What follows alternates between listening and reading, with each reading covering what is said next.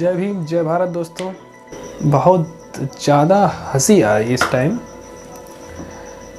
कि एक पद्म श्री सम्मानित अवार्ड वाली महिला कहती है कि हमें आज़ादी 2014 में मिली। उसकी बात को किसी ने तवज्जो नहीं दिया, उसको किसी ने ट्रोल नहीं किया, उसको किसी ने आधा शब्द नहीं कहा। क्यों नहीं कहा भाई? बताओ, क्या आज़ादी 2014 में मिली थी? तो फिर 1947 में क्या मिला था? भक्त लोग बताएं। अब ताज़ा एक मुद्दा है। भारत के कानून मंत्री रहे और विदेश मंत्री रहे सलमान खुर्शीद, जिन्होंने हाल ही में एक किताब लिखी है। उस किताब का नाम है sunrise over Ayodhya, nationhood in our time. तो अब आप ये बताइए कि सिर्फ 300 पेज की किताब है, लगभग 300 पेज की किताब है, सिर्फ 200 कुछ पेज को छोड़कर एक पेज की चंद 4 लाइनों को मुद्दा बनाया गया। क्या पूरी किताब में कुछ और नहीं लिखा था? बात सिर्फ ये है कि अब चुनाव है, यूपी समेत 5 राज्यों में चुनाव आ गए हैं, तो इनको अब हिंदू मुस्लिम याद आ गया है और कोई मुद्दा नहीं है चुनाव का। अयोध्या, राम मंदिर, सिर्फ हिंदू मुस्लिम। अब आप एक बात बताइए, उस किताब की लॉन्चिंग के दौरान दिग्विजय कांग्रेस नेता और कांग्रेस नेता चिदम्बरम, शायद नाम चिदम्बरम उनका है, मौजूद थे। अब दिग्विजय का कहना है कि हिंदुत्व का हिंदू धर्म से कोई लेना देना नहीं है। आप उनको भी टारगेट करिए, उनको टारगेट क्यों नहीं करते? भारत में इतनी सारी किताबें लिखी गई, रामायण, गीता, कुरान, यहाँ तक कि भारत का संविधान, सब पे टिप्पणी होती है, सबसे दिक्कत है। तो लिखित तौर पर उसको दीजिए ना। पुतला फूंक करके, गाली दे करके, आतंकवादी बता करके किसी को क्या साबित करना चाहते हैं आप? अब भक्त लोग हमारी वीडियो देखकर हमें भी गाली देंगे, हो सकता है सुबह सर फोड़ने आ जाए हमारा घर पे। कोई दिक्कत नहीं, स्वागत है आपका, आ सकते हैं आप लोग। कम से कम सोच के तो देखो कि उस 300 पेज की किताब में सिर्फ चंद 4 लाइनें ही हैं क्या? और फिर वो 4 लाइनों पर बहन जी भी नहीं बोल रही, अखिलेश यादव भी नहीं बोल रहे और ओम प्रकाश राजभर भी नहीं बोल रहे, राजा भैया भी नहीं बोल रहे।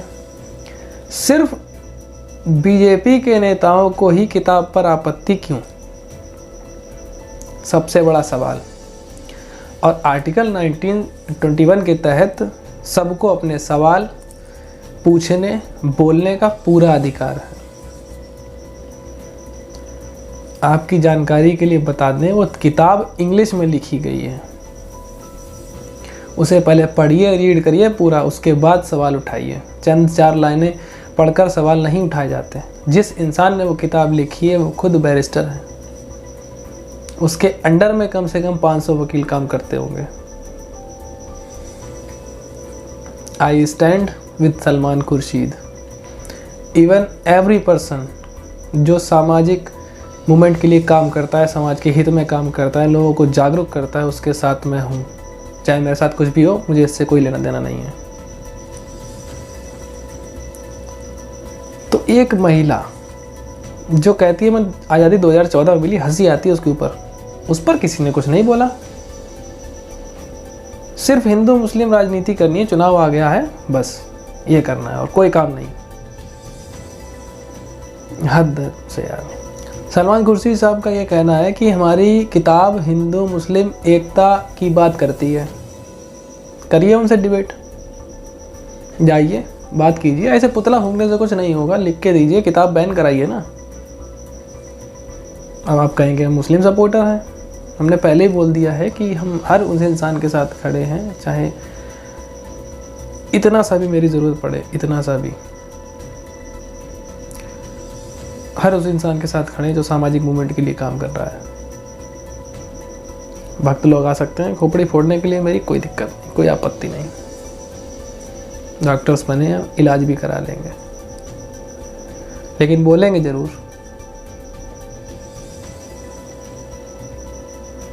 मतलब एक किताब से इतनी आपत्ति है कि पूरी भारत में जो है चर्चित हो गई वो 4 लाइनें।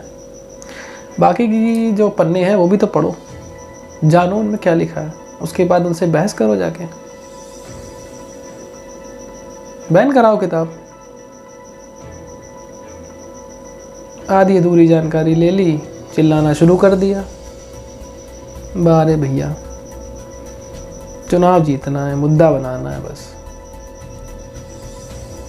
बच्चियों के बलात्कार होते हैं तो सब चुप रहते हैं, तो कोई सामने नहीं आता। दलितों की हत्याएं होती हैं तो कोई सामने नहीं आता। तब तुम्हारी भावनाएं हाथ नहीं होती क्या? तब वो हिंदू नहीं होते क्या? किताब के ऊपर तुम्हें राजनीति करनी है। हद है भाई तुमसे। महान हो आप सही में। पेट्रोल चढ़ा दिया ऊपर, थोड़ा सा गिरा दिया नीचे, फिर धीरे धीरे करके बढ़ा रहे हैं। क्या बात है। तो भैया पहले किताब को पढ़ो, फिर विचार करो। ऐसे पुतला ना फूंको किसी इंसान का, क्योंकि सबको अपने अधिकार संविधान से मिले हैं। आर्टिकल 9021 कहता है कि हम अपने अधिकारों से बोल भी सकते हैं और सवाल भी कर सकते हैं। सर फोड़ना सलूशन नहीं है, सलूशन है बात करना। तो हम यही कहेंगे कि आप लोग पहले पढ़ लें, उसके बाद बात करें। राजनीतिक मुद्दा ना बनाएं किताब को, ठीक है। बाकी जो कंगना रनौत ने बोला है कि आज़ादी उसे 2014 में मिली है, उससे समझाओ जाकर, उसको बोलो, तब तुम्हारे मुंह में ताले लग जाते हैं। आए दिन घटनाएं होती हैं, उन पर रोक लगाओ ना। हद है भैया।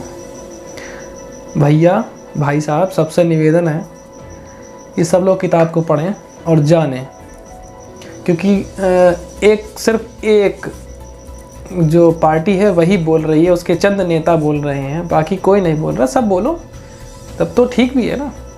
खाली राजनीतिक मुद्दा बनाने से क्या फ़ायदा है। सब पढ़ो, सब जानो और सब बोलो, देखें क्या निकल के आता है किताब में। बाकी आप लोग जो भी समझें कि हम मुस्लिम के साथ हैं, तो हम तो हर इंसान के साथ हैं जो सामाजिक मूवमेंट में काम कर रहा है। और जो आपको समझना है समझ सकते हैं, और सर फोड़ना है तो फोड़ सकते हैं, कोई दिक्कत नहीं, डरने वाले नहीं हैं। इतना ही कहना था साथियों कि आने वाले 2022 में आप सही दिशा में जाएं और सही सरकार चुनें, क्योंकि आप लोग खुद थक चुके हैं, व्यापारी भी सारे परेशान हैं। तो आप लोग खुद अपना चयन चुनाव कर सकते हैं। चलिए आपसे विदा लेता हूँ। जय भीम, जय भारत।